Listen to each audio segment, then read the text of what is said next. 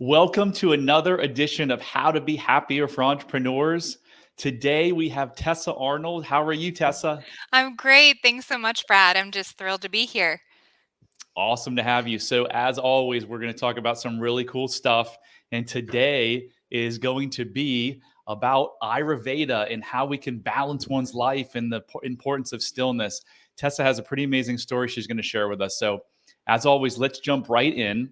Tessa, you've built your life and business around this concept of balance, right? Mm. Could you share how the principles of Ayurveda and your six pillars of health guide entrepreneurs in creating a more harmonious and happy life? Absolutely. So I think it's key to mention, you're already doing it. You've embarked on this incredible journey of entrepreneurship. So that tells me right off the bat that you've started to lean in and take agency really over your business. So why not start taking agency over your life and all facets of it? So that's where I really started to do this myself and embody it. I launched a business and then I started to really hone in on what it was like to be me daily. How did I wake up and how did I feel? Was I feeling fulfilled? Was I feeling balanced? Where was I staying in my sympathetic or parasympathetic nerve? How was I kind of operating in the world around me and what was I putting out? And I think all of that as an entrepreneur, you are leading the charge. You're at the helm, right? You're owning your company, you're leading the people who you employ. And I think it's so important to gauge what you're putting out, the type of energy that you're putting out, how you're showing up in the workplace every day, or how you're showing up to your computer, whatever it might be.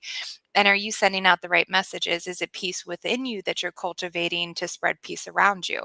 So I started to make this shift and really start to determine what it was that I needed to start to bring into my life. Where did I need to find some balance within my life? And that's a little bit different for everybody, depending on what they have going on.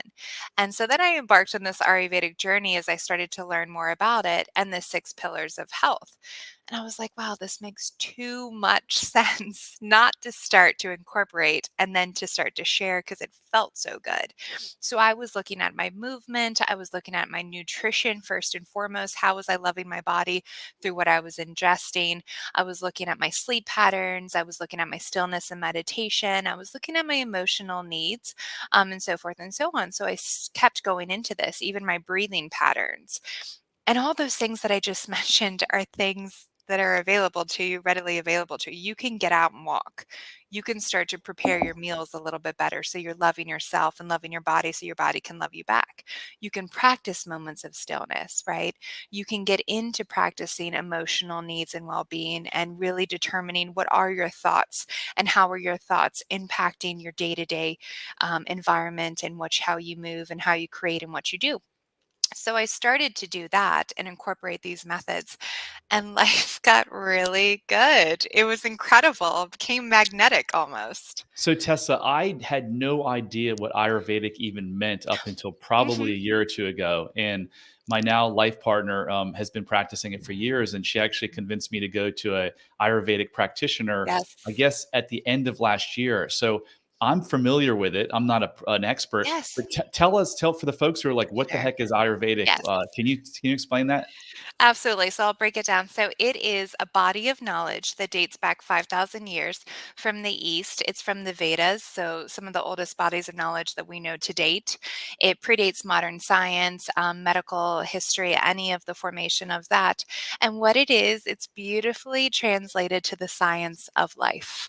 It is just that. It's the science of life, the science of being human, the science of having this human experience, this embodiment that we are, and how to do it in such a way that it feels peaceful, you feel contentment, you feel fulfilled, because you are understanding the composition of your body, your dosha, as it is. So we all, I'm sure you probably heard that term before. Yep. Doshas are really talking about there's three different doshas.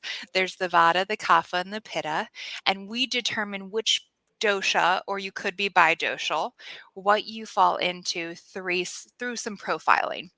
So you would work with an Ayurvedic lifestyle coach or practitioner, and we would understand the composition. It's almost as if you're checking your DNA and your genes because it is conceived at conception, what your composition is. So it's understanding yourself a little bit better and how you can properly care for yourself better, right? So then you're feeling better. You're showing up for yourself and the people you love in a much better way, and it all just makes a whole lot of sense. And it's not a fundamental shift from how we live today. It's understanding conceptually the senses. So, sensory input. What are you ingesting? Not just through eating, but what are you taking in visually? What are you hearing? What are you listening to? What are the colors that you wear? What are the sounds that you put on the radio?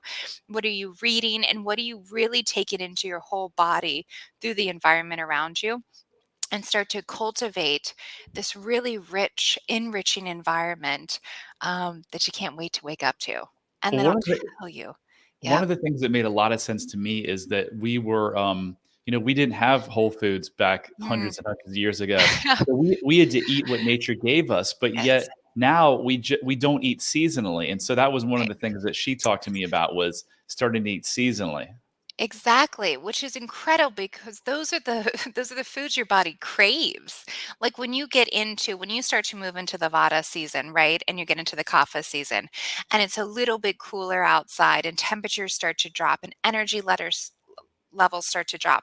You really need to start heating up the digestive fires within your body. So you start to get into those beautiful root vegetables and you start to drink the warmer teas versus summertime, right? So when you're moving into the Pitta season and it's hot and fiery outside, and energy levels are high and stimulation is high, you need to start cooling off. So you found these naturally cooling ingredients like cucumbers during the summer or watermelon that automatically cool off your body and feel really enriching and good. It's interesting. So the seasonal diet, but then also the circadian rhythms for sleep patterns and how that's such a natural, beautiful way to relax your body in the evening and to be able to fall asleep in a very peaceful, relaxing way, right? With the sun and the moon, and to understand how you rise. I don't wake up necessarily with anything. I start to wake up and get into my later sleep patterns, my Vata patterns early. So from that 2 a.m. up to 6 a.m.,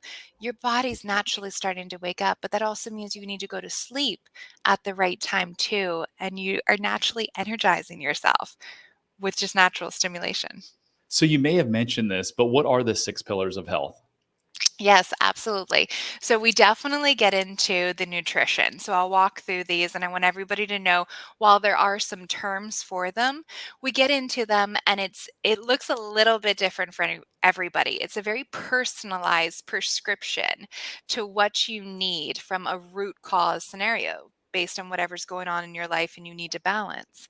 So you have the movement, you have nutrition, you have meditation, which can also be a practice of awareness, mindfulness, and stillness. People start to get a little worried when you start to talk about the meditative practice. It's interesting because you have two bodies of people, those who do practice meditation have been for many, many years and can't stop because of the amazing benefits, and those that it's very intimidating and they're like, I can't meditate. And Right. that's what I hear all the Yeah. time. And I'm like, no, your preconceived notion of what meditation is, we just need to throw that out the window.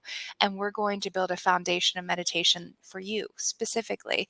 And that could be walking meditation, that could be moving meditation. What I'm trying to capture is away from everything else and stillness. So you have the meditation, but then you also have the two additional pillars, which are the self care. And what does that look like? That is not something that's selfish ever.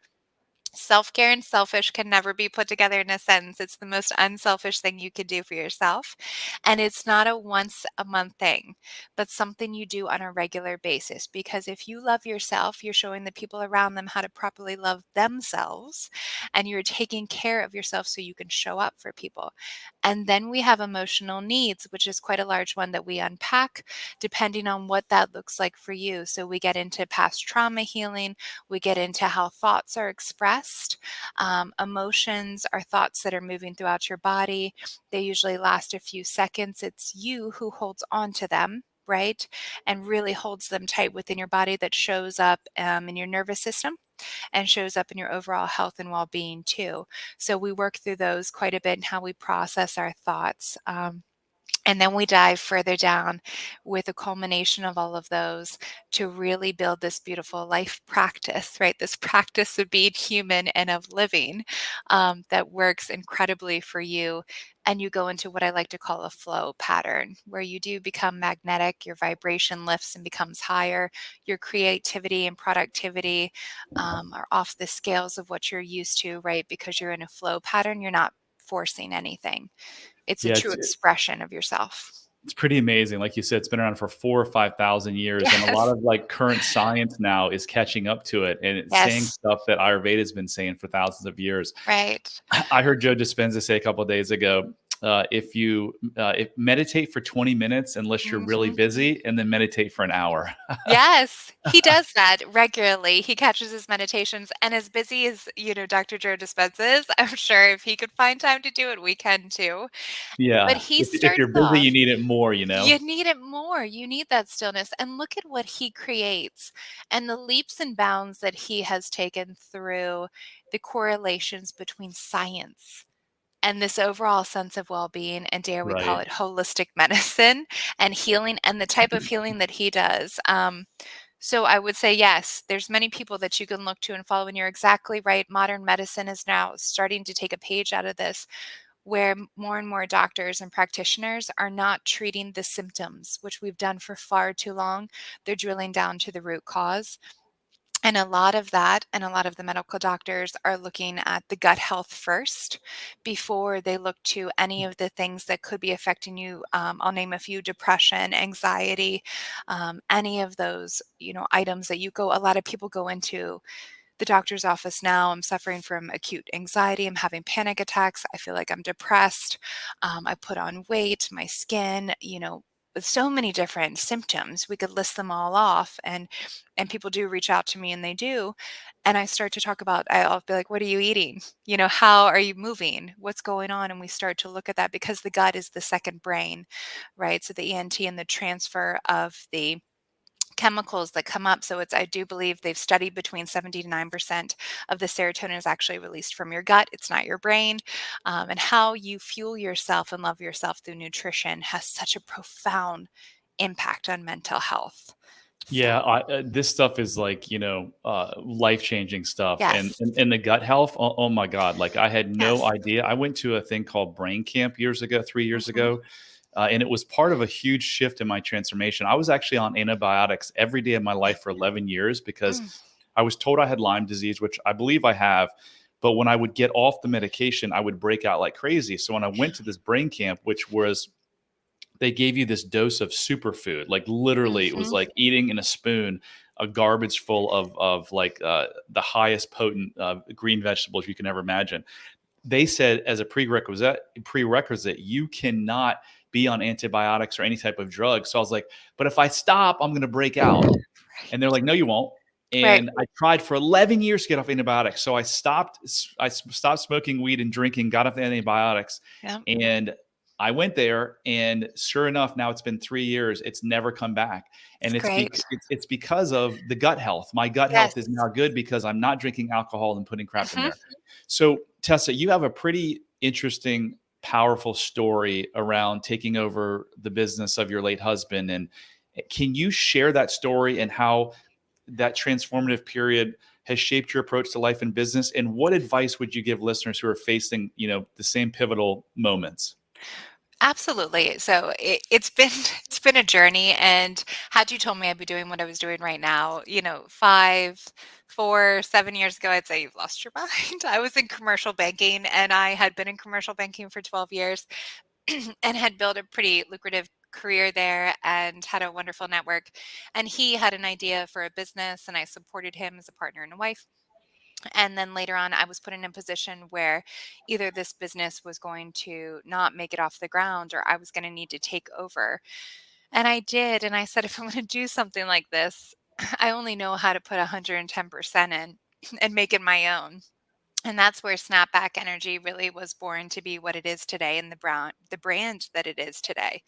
I had no intention of becoming an entrepreneur so quickly, but it was and a moment, a pivotal point where it was more than just something that I needed to take on from a business sense. There was a very emotional drive. There was the relationship with him and how much I cared for him on a personal level, and I knew I needed to get it off the ground.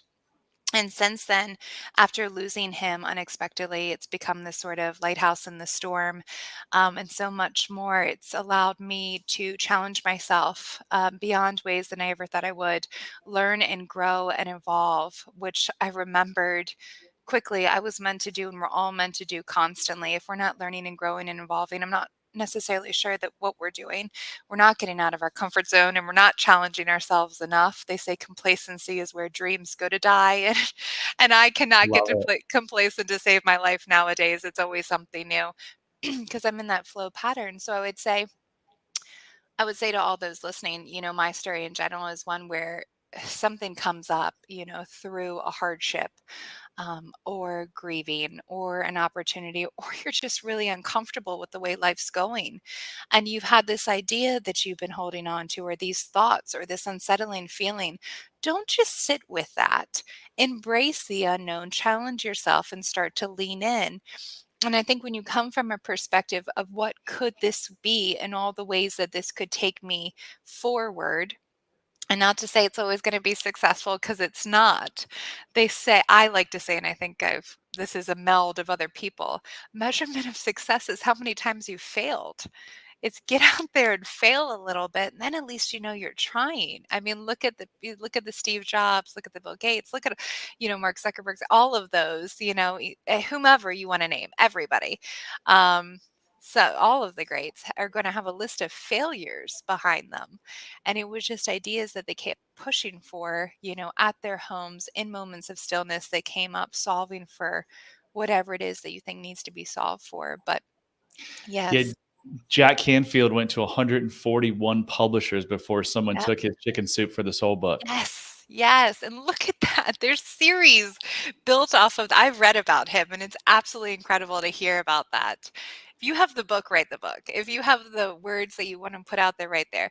And what you're going to tell yourself, because I did this, because I've since started a second business after Snapback Energy, which again, I never thought that I would. You're going to sit there and say, it's already been done. This has been done. Nobody needs it. Nobody needs to hear this. And I challenge you and say, whether it's been done or not, nobody's going to do it the way that you do it. Yeah, right. Nobody's going to think the way that you think. Nobody's going to say the things that you say. Nobody's going to have this output that you have. Please do it. Just go out and do it. So Tessa, I think you used the word like if you're stuck, just go do it, right? Yes. Knowing what you know now, and you know a lot more than you did before, at least in terms of like mental health and gut Hmm. health and all the stuff we've been talking about. Don't you think it's so much easier to do once you've done the work and figured out, Yes. the unprocessed traumas and all the stuff that we're talking about? Talk a little bit about that. Mm, absolutely. I love that you brought that up, because I do feel that there's a sequence of steps that are taken to this. And I would also say to anybody listening, right, it's how you want to show up in the world, right? So think about that first, and then start unpacking what you need to from there. I'd venture to say this has been a journey for myself. And if I were to embark on what I'm embarking on right now, 2 years ago, I don't know that it would have shown up in the proper way that I'd like to today, or as the full expression of Right. myself that I'm showing up today. And it would be as meaningful, or if I'd be able to convey what I need to, had I not done the work. So you're exactly right. You need to start to look within.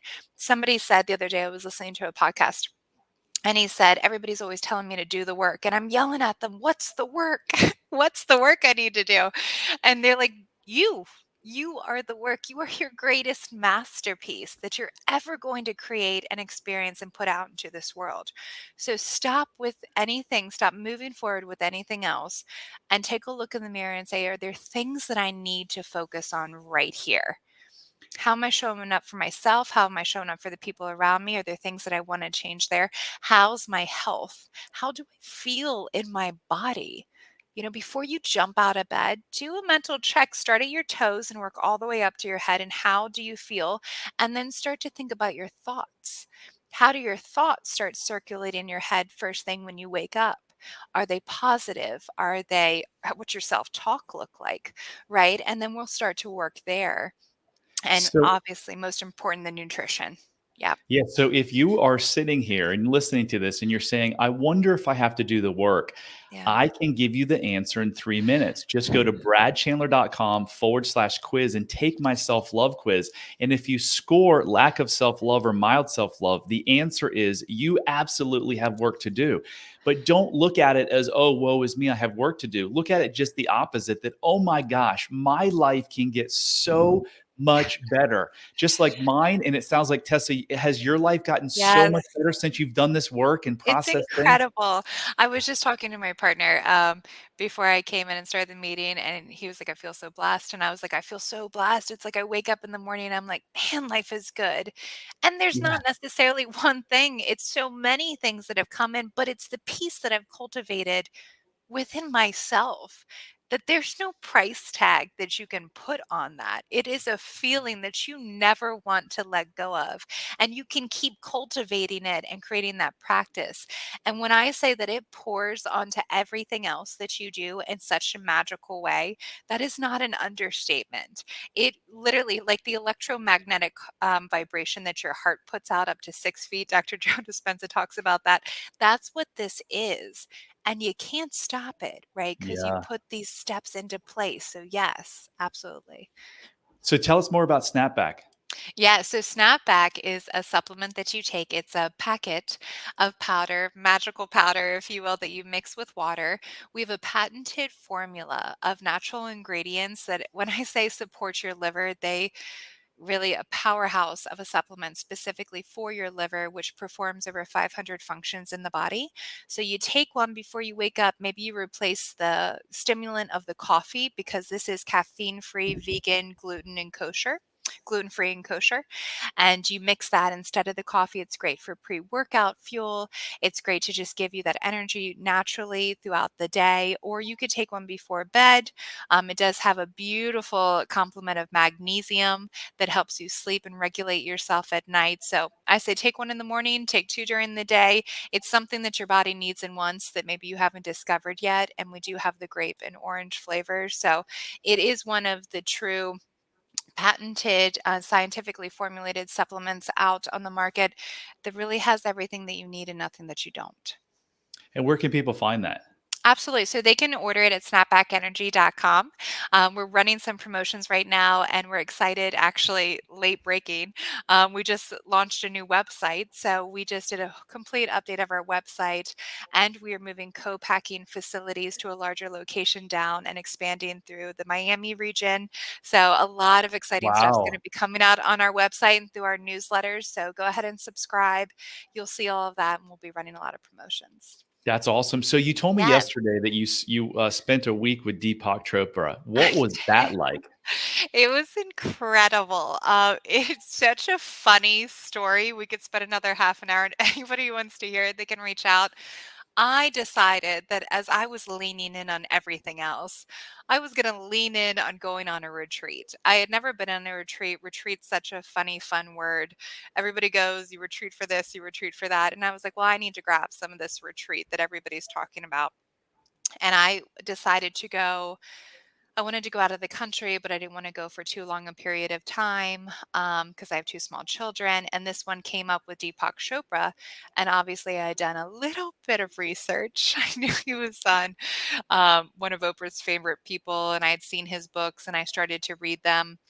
And it was almost as if it was unlocking a wisdom that I already had within myself that he was just guiding me back to, as Ayurvedic does, the Ayurvedic practice does as well. I'm not teaching you anything that you don't already know. Let me be your guide to take you back to self. And that's what he very much did for me. And it was absolutely amazing. He is nothing short of just, one of the most peaceful human beings I've ever come in contact with. I can say that without a doubt when I say that he probably has spent the latter part of his life dispensing out all the gifts that he's been given. That's an understatement. He truly has. And I think that's all that we could ever want for any one of us. I would say that those who don't know his story, he was a medical doctor and his lifestyle was not the most conducive to I think he says it on podcasts, he would drink and he was smoking, and then he was like, "Ah, this is not working out for me." And he got into this healthy well-being like you and I are just talking about. And look what he did in the world. Look what he's putting out in the world. And that was a shift that started with him. So what was your biggest takeaway from that week? Oh goodness, he said he has a quote that I share all the time. We sat there in this giant room, and this is my first, and I met him close, like one on one, but this is my first intake of him going up on this stage. And he says, he grabs the microphone and does his introduction. He goes, "We're all sleepwalking through life. It's time to wake up." And I was like, oh, I was like, boom, that hit me like a ton of bricks. And it was incredible. It resonated so much, excuse me, with everything that I was going through and had been going through on this journey. And I felt so uncomfortable in my skin, and I knew I was growing, and I knew I was expanding, and I was shedding old thought patterns and old practices, and it was super uncomfortable. And everybody that's listening, yeah, really, really uncomfortable. And it still is today when you start to shed something that's comfortable, but not necessarily useful or adding value to your life, and you're expanding. And when he said that, yes, I was like, this resonates so much. I am no longer, whatever it takes and whatever I need to learn here, I'm no longer sleepwalking through life. I'm taking agency over my life. And that was it for me. Yeah, That's, 99% of the planet are sleepwalking through life, yes, unfortunately, and it's I all based know. all based on these limiting beliefs and everything we've been talking about. So you mentioned, take back, that you help people take back to themselves, right? Yes. What does that mean? Yes, it's doing the work. It's doing the work and taking the path back to you, who you actually are without those self-imposed limitations. We, ironically, we're the ones who put the limitations on ourselves, nobody Yes. else. But it's preconceived since childhood because that's when we're first told, no, you can't. No, you shouldn't. No, you're getting too old. No, you're not a kid anymore. And it's the no, no, no's. And you're like, oh gosh, yeah, I do have limits. I'm in a box. I can only do so much. I want to break open that box and say you're limitless and abundance is all around you. It's up to you to start bringing it into and channeling into your life, but you can't when you're blocked. And those doubts and those thoughts and that negative self talk pattern have to be broken. So, yes, we go back to self, but it's self, Brad, in the sense that we are so much more than this embodiment, right? We are energy and light Yeah. and love and beyond anything that we could ever imagine. Yes, this is my avatar and this is what you see, and yes, it could have limitations. And yes, it is going to age. And yes, it's beautiful in its own sense. And yes, I'm going to take care of it so my body can love me back. But I'm so much more than that. And that's where you stop getting out of the self comparison. That's where you stop getting out of the lack mindset, right? That's where you remove those things. That's where you stop the endless scrolling.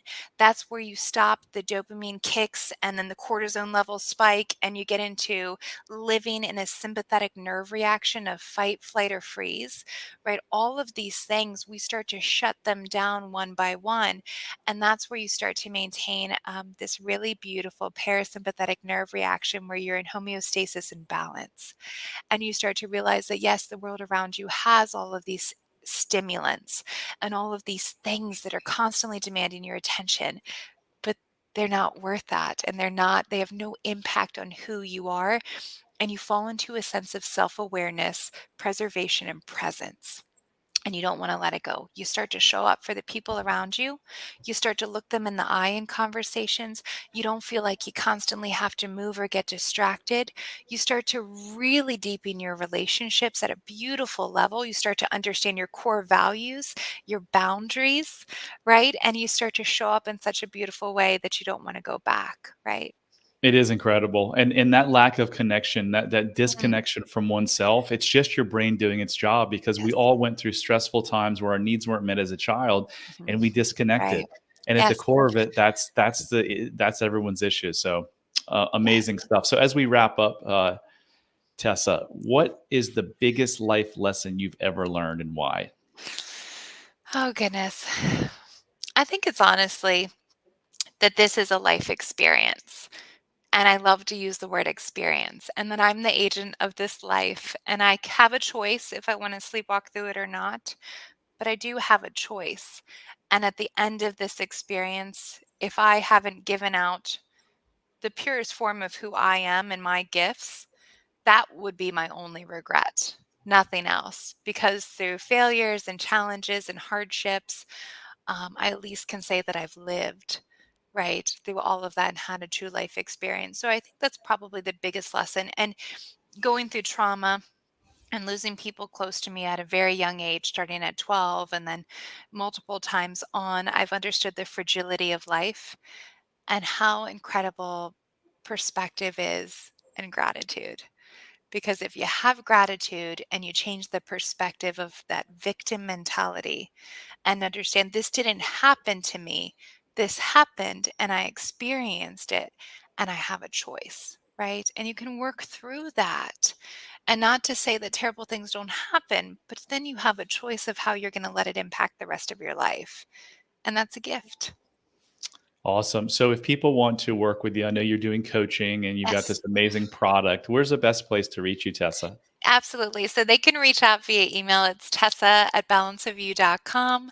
Again, you can check out the website at balanceofyou.com or Snapback Energy, and then we're on all the socials. But best place to reach out to me is email. I balance my time and I check that more often than anything else. So please do. Awesome. I really enjoy talking with everybody and connecting.